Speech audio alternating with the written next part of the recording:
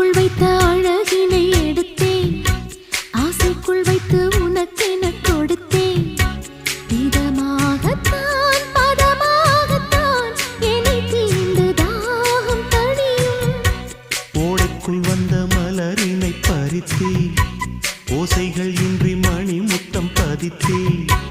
பழச்சாரையும் இளநீரையும் பரிமாற வேண்டும் தினமும். அந்திப்பகல் வந்ததொரு இன்ப மயக்கம், அஞ்சு விரல் பட்ட இடம் மெல்லச் சிலிர்க்கும்.